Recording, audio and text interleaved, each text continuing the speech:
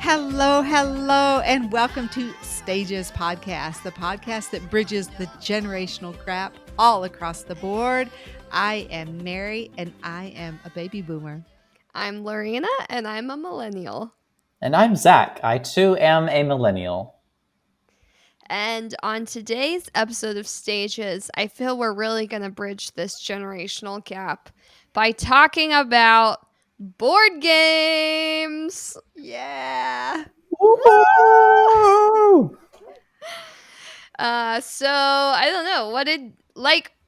Maybe let's go. What did you play growing up in your childhood, Mary? Like, what board games were popular? Oh my gosh, I played so many board games growing up, and I loved playing them.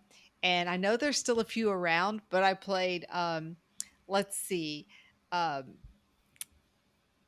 oh my God. Of course, there was Candyland. Oh, yeah. That's still around. Mm-hmm. I played, I think it was called Uncle Wiggly or Pig. I've got to look it up. I can't remember what it was called, but it was some Wiggly game. I think Zach, our producer, is checking it out right now. I loved playing that game growing up. And of course, the all-time favorite, let's give it up for Clue. Oh, it's a good Nice. game. Good game. Yeah, Uncle Wiggly. That's let's see. It's like a racing game, kind of. Like it's a board game, but you're like racing around a track, right? Yeah. And what was Uncle Wiggly? Was he a rabbit? He's a rabbit with a top hat, yeah. A rabbit with a top hat. How cool is that? You cannot get more cool than a rabbit with a top hat. So true. So true. It's basically peak coolness. The epitome of cool. Yeah, it doesn't look like this game is still around, which is interesting because I was going to comment that like how interesting it is that all the games you played when you were a kid are around now with updated art and, like still being sold on shelves, but not this one. This one I've never heard of it, and it looks pretty vintage. Doesn't look like it's around that much anymore. You can still buy it. Really? Yeah, but Where can you buy it? That's interesting. I have to look this up. Might have you to can get it. You can get it for $13 at Macy's. At Macy's. Yes. Wow. I might have to splurge for that one. Yeah. Yeah, I used to love Clue growing up also. I thought that was like the funnest board game. I thought it was so much fun. And I always wanted to play Candyland. We never had it though, and I feel like I just like liked the color and art of it, and I never found anybody who was also really down. Really? Should have come my way, bro. Yeah, like what? I would have played Candyland with you. And then like my dad's family is like they love Monopoly like crazy, and I think it's always like turned me off of it a little bit because they're like so intense competitive that it's debilitating to be around. Yeah. Well, Zach would fit right in with your family. You'll have to come over for Thanksgiving this year, Zach. I should. I haven't played Monopoly in a really long time though. I haven't, I don't know. I don't play it like I used to, but I mean, I'll just like let the listeners know, like Monopoly for me was a really big deal. I mean, like a little bit too big of a deal. I mean, a psychotic big deal. Yeah. Like obviously in college, I convinced my roommates like to play a lot, and I taught them how to really play because I would like read books about strategy and like understand the statistics of the board, like which spaces are best, like how to kind of like engage. It's a very social game. Like there's a really proper way to offer trades and all of that. Interesting fact, a properly played game of Monopoly should not last more than 1 hour, maybe 90 minutes. But the thing is, people artificially inflate like the length of the game because they do all these rules like, oh, if you land on go, you get double money. We're going to put all this money on free parking. oh, well, like as part of their trades, they offer like a free ride if you land on a space. And none of these things are in the official rules of the game. They artificially elongate the game. And that's why so many people have like these horrible memories of like Monopoly games lasting 12 hours or whatever. Right. That's my dad's. It'll be like 9 hours, like on that Black Friday after Thanksgiving, that they'll just be like monopolying, and I'm like, I got stuff to do. Like, what? Wow. Yeah. No, it's really just a very standard length game. Well, anyway, this is a very long story, and I prefer not to get into it because I've told this story only a few times before, and I really like to save it for like storytelling events. Like I've told it on stage a couple of times for like crowds of people to very positive response. But in 2015, I snuck into and surreptitiously became a banker at the International World Monopoly Championship, because I knew the rules of the game so well, and I just showed so much tenacity for wanting to be there and like socializing with the players. And it was basically like I did not know that. What? Yes. I've heard the story and I love it. It is an incredible story. That's like a movie. It's literally like a movie. You're like, oh, you need to write a movie on that with Zach Danza as the main character. Oh my god. Yeah. Yeah, It's a great story. It's literally like one of the peak experiences from my entire life. Like nothing can touch that. It was such a special thing. And the people who were there, I mean, Where was oh my it gosh. at? It was in Macau. Yeah. So like that's part of the reason it worked for me, was because it was, I won't get into whether or not Macau was a part of China or not, but it's geographically like it's there. Like for me, it was a couple hour plane ride, and oh my gosh. Yeah, and I just showed up, and I was the only person who just showed up, and it worked out favorably for me. That is hilarious and amazing. Oh my gosh. Yeah. Wow. Yeah. I think, isn't there like a YouTube or something with you being the banker? There are pictures of me being the banker, and it's something later like I like made it like my Facebook profile picture, and people, like I have some friends now. Oh my I have some friends who like, they've told me that like as they were like getting, like before they really knew me, like they would add me on Facebook and they would like talk to each other and be like, is Zach like really into Monopoly? What are these pictures all about? But little did they know, it was a huge pride point for me. Wow. What a life, man. What a life. Yeah, that being said, I have played very little Monopoly since then. Hard to come back after an experience like that, Everything else is like peasantry, Now, I did... in the King's Court.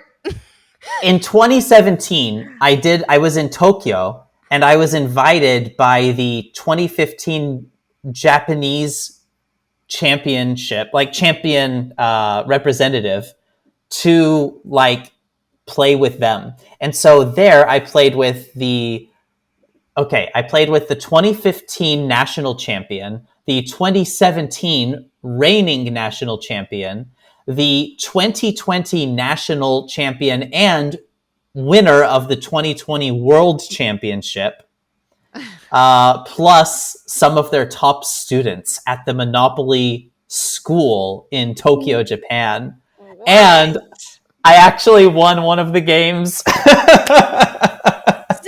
have you ever thought about doing being a professional Monopoly player? Look, if it was a thing, I would think about it. But trust me, it's not a thing. It's not? You can't get some sponsorships and become the next greatest Monopoly player? You already are, obviously, if you beat all those people. Right. If it was a thing, I would be doing it. Trust me, it's not a thing. And I don't think it's like one of those be the trailblazer. I don't think it's one of those things. I think I don't know. Honestly, I'm not quite sure. I'm going to have to look it up myself. I feel like there's a second wind you could have here. There could As be, soon as but I make it big, I'm going to sponsor you. There we go. I'm going to use a portion of my profits to sponsor your Monopoly career. It'll be like You're like, you want to donate to charity? And I'm like, no, I support Zach Dance on the road to Monopoly greatness. It'll be like when the like football teams, when like before they got this amazing salary, like Zach will be like the forerunner, and he's like working another job, but he's still a professional Monopoly player. And then 20 years down the road, like Zach was set the bar for all the people getting like millions of dollars. Yes, and Monopoly becomes like a serious global pro sport, all because Zach Dance paved the way. Ooh. It's like, and I Oh could just my see like gosh. ESPN like slow-mo shots is like Zach as the banker, like, you know, like all yeah, rolling the dice in Yeah. slow-mo, choo choo choo, doing the money like pew, like what's this is called for people who aren't watching the YouTube? Making it rain. Making it rain, yeah, with the Making it Monopoly rain. money, yeah, but slow motion. Yeah. Oh my gosh. It's tell you what, I mean I feel like Oh yeah, I feel like I dominated the whole episode with this, but like yeah, it's worth it. It's worth it. I mean, it's definitely like I mean, this is like an extreme thing to say, but I do feel like for many years like Monopoly was sort of a part of my identity. I mean, like I really like if it's not abundantly clear by now, I took it very seriously. Like Yeah. And like honestly, from your story, I was thinking during it of like, wow, what a proof of like we don't know why we're so passionate about something. Like what proof to be like, you have no idea where something is going. But here you were like, I love Monopoly, and you went all in and you were all about it in college in San Antonio, Texas. Like never knowing that someday you'd graduate college and then be like, you know what? I want to teach English and move to China. And then you do that and you follow that passion. You're all in for it. And never could you have known it would lead you to like the Monopoly World Championships, where you would be an iconic factor in the outcome of that event. Like we have no idea where our lives are going, but God's got a bigger plan, and I don't know more proof than you as the banker at that thing. Dang. I'm telling you, because like he didn't even have a ticket. They wouldn't even like talk to him. It's just because Zach started like kind of smoozing around and like talking to people. Like that he even got in and got to sit there. It is a feat within itself that even happened. Yeah. Oh, we need to make a movie based on this, please. We do. Like when I showed up, it's true. Like it was. I mean, like I really showed up, and like I got to the hotel where there was like the giant convention center and like stuff. You bought a plane ticket to get to that place. And a hotel, yeah. Like I did everything to get there. With no ticket to enter the actual event. I took time off of work, get this, the second week. And I was a teacher. Teachers aren't supposed to take the second week off of school. Oh, like, wow. You were really geared into your intuition and higher calling and purpose. Yeah, I think so. And like when I got there, it's like as I was approaching the table, that was like when it dawned on me, like, what am I doing? Like, I don't know anyone here. I have no idea if this is even like an open event at all. Like, I'm crazy. I'm freaking crazy. And I walked up to the table and I like, and I guess like that moment like had kind of washed over, and I was like, hey, I'm like a fan of can I watch the games? Is it okay? And there was like nervous, like kind of like glancing back and forth, like, do you have a ticket? And were you speaking to them in Mandarin? Like it was all in Mandarin? No, I spoke in English. Okay. I spoke in English to them. In Hong Kong, in Macau, they really speak English well. Okay, and Yeah, they were like, "Are you a competitor? Are you on the list?" I was like, "No, no, I just showed up." And they were like, "Um, no, sorry." And I was like, "Okay." And they were like, "But you can have this little booklet." And I was like, "Okay, thank you." And I took it and walked away. And I was like, "Oh my god, that was horrible." And then it's like, "Okay, I'm going to stand here and I'm going to read this booklet, and someone's going to come up and start talking to me because I'm clearly here for something related to the Monopoly tournament." And I said I wasn't going to tell the story, and here I am getting into the story. Tell it. Yes, we want it. The first person to come up to me was the Swiss Monopoly champion. His name is Beat Just. Great guy. Oh my gosh. Really, I should reach out to Beat. And uh, in case he ever listens to this, sometimes when I tell the story, I do like my impersonation of him, but I don't want to because I don't want him to. Okay, I'll do it. All right, he's like, yeah, and I'm not. I mean, but he had the accent. He's like, "Oh, hello, are you here for the Monopoly champion? It's nice to meet you. I'm Beat Just," and I'm like, "Hi, I'm Zachary. No, I'm just here because I like being here." We probably chatted for like an hour, and what was interesting was, wow, I'm really getting into it. Yes, so go for it. So the interesting thing about the tournament was they were playing by the speed die rules, which, if you don't know, Monopoly a couple years back, or I don't know, maybe it's like 10 years ago now, they started advertising the speed die, which is included in newer sets of the game, because they wanted something big on the box that says like Monopoly's faster now for people like yourself who, think that Monopoly's a long game. Yeah, exactly. They're like, okay, how can we just put something on the box that says it's faster? They artificially created this thing called the speed die. I think it really, and a lot of the players do, they think that it really throws off the balance of the game, but it does make the game faster. Mm-hmm. Probably as part of their marketing, they wanted the top players to be using this die. And so Beat Just was not familiar fully with the minutiae of like speed die strategy and like strategies that you can use relative to mortgaging properties that are in front of your built up properties so that you can like optimize your chances of an opponent player landing on it. And so like I was getting into all of that with him, and it's like, shit, like I'm here like teaching a real, representative who's actually going to be competing like finer level strategy. Him. Yeah, you're like, here, let me coach you real quick. This is how the game works. And he was like, "So you're going to watch the games?" I was like, "I can't." And he's like, "Well, Zach, you know that they always let every person can bring one guest with them, and I could not have a guest come with me, so maybe I can get you on to be my guest." And I think I started tearing up a little bit at that moment. I was like, oh my God. Like, my strategy of just standing here holding this pamphlet worked, and like...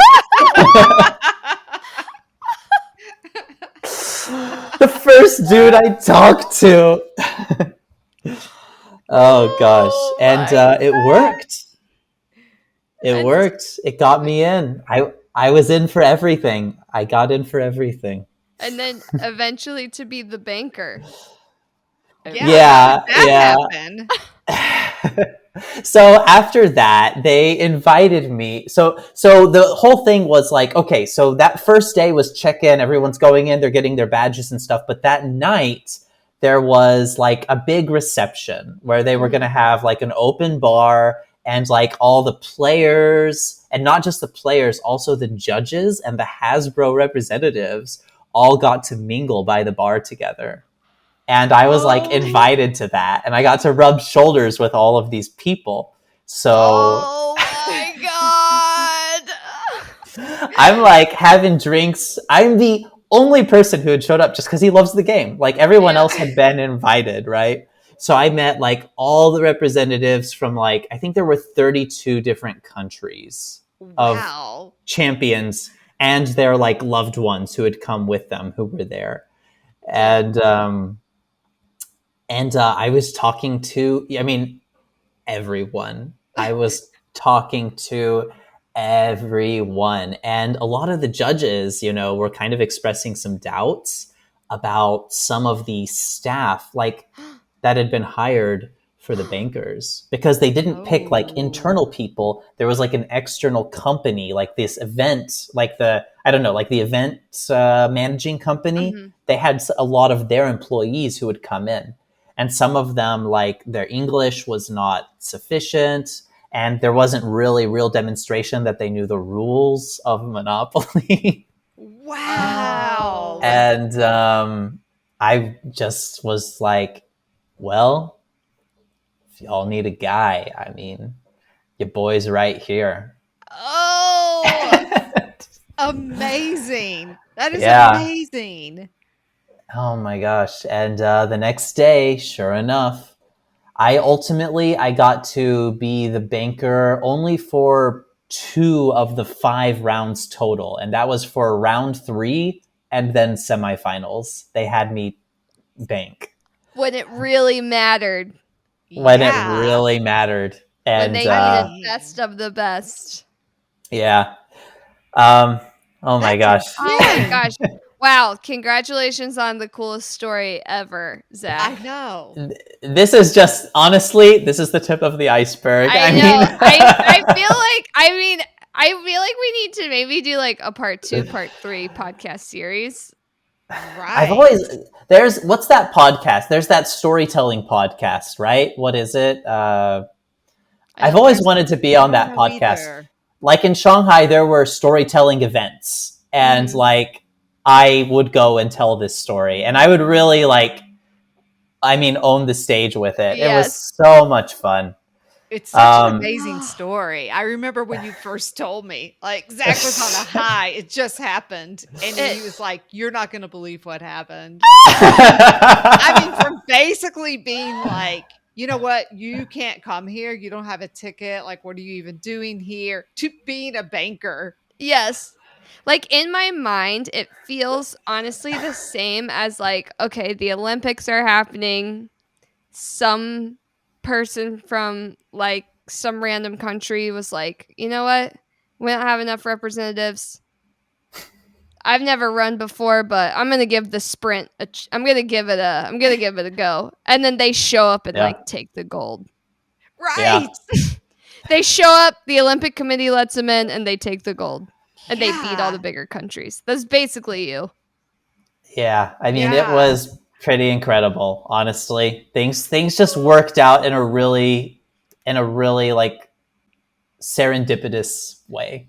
For the love of the game, that's what happened. That's it. You can't stop true love and passion, really. Right. Nothing can stop what you're meant for. We should totally have your friend on. Yes. Beat? We should have Beat on. I'll reach out to him. I haven't talked to him in a long time. I really should check in with him. And oh my gosh.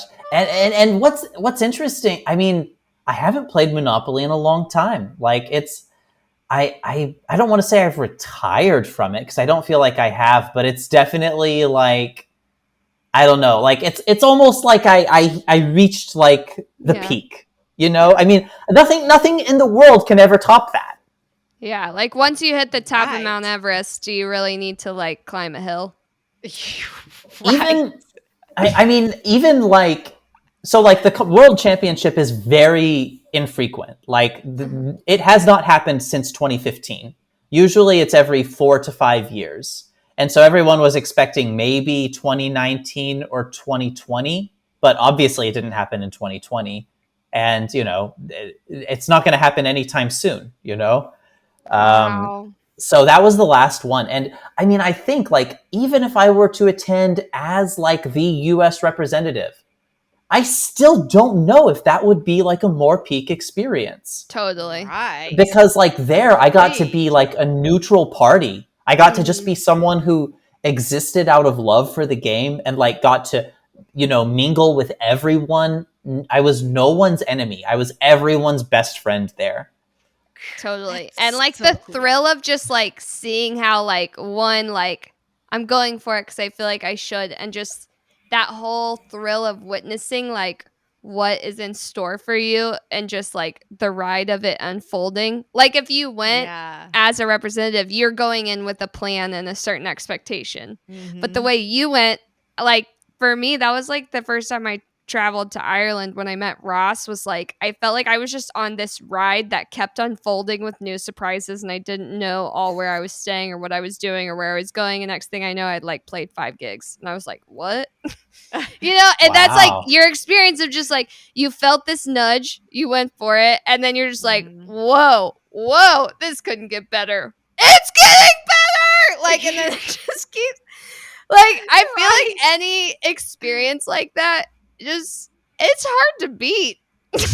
Yeah, it's a special type of high, honestly. That's like a peak life experience right there. Like, because you couldn't have even planned and expected it to be that good. You know what I mean? There's no absolutely way. Not. There's no way, especially after, you know, being dejected in the beginning, like, oh, you don't have to get like, but here's a book for you. It's like, here's the keys to unlocking your inner universe and connecting with the world and manifesting all your dreams into realities. Act dance. And just in that and like you knew, like, I'm just gonna read this and somebody's gonna walk up to me, and then boom, it happened. Like you were vibing so high, it couldn't not happen. So sick. It was unbelievable. Yeah, it worked out so perfectly. Wow. Well, I just want to give a round of applause to this board game episode. I had no idea. I had no idea, Zach. Lorena, I don't even think we got to like what your board games are, but we're really sort of past time. Yeah, we're sort of past time. Matter. It has no matter, dude. That is so sick, man. I definitely want to hear more about this story, and I definitely want to play Monopoly with you sometime. Yeah, I'd love to play with you. It would be my honor. Yeah, I want to play too. And we'll get your dad. Yeah. Oh god. But we'll do the short version. Short version. Yeah. Zach calls all the shots. There we go. You can tell your dad about this story. I think he'd be into it, right? Oh my god, you need to tell him. I feel like I can't tell him because you need to tell him in person. Like, you know how he'll react. Just that Steve face of like, oh, the Steve face. Yes, I can already see it now. I love it. Yeah, you need to exclusively tell him this story. And also, I've said it twice now, say it a third time. This has to become and will become a movie, a feature film. Please. The experience is we'll good. Have to, yeah. We're writing it. I'm gonna help you. If not me, you have to do it without me. Okay. Got it. So really, it's up to you. But I'm just gonna continually remind you. Yeah. And when you do write it, I just want a small part in the play. It doesn't have to be big, you know. Yes, small totally. part in the movie. Yes. I want to help produce the movie. Yeah. All right. The movie will be a thing. I think, we're at 28 minutes. I think this has now become our longest episode ever. All right. Gosh. Thanks y'all for tuning in. We hope that in real time you have enjoyed Zach's story as much as we have. Mm-hmm. I mean, I can't even, like, Zach is one of my best friends. I consider him one of my best friends, like a brother. And I never even knew this. Like, what a huge part of your life and existence. A pivotal moment. Wow. I just hope everyone's enjoyed this. Yeah. What an amazing story. What an amazing guy. What an amazing mom that raised an amazing guy. All around. Thank God for you guys and Monopoly. All right, well. Cheers to that. Thanks for tuning in, I guess everyone. We'll catch you next week. Catch you next week here on Stages Podcast. See you next week, guys.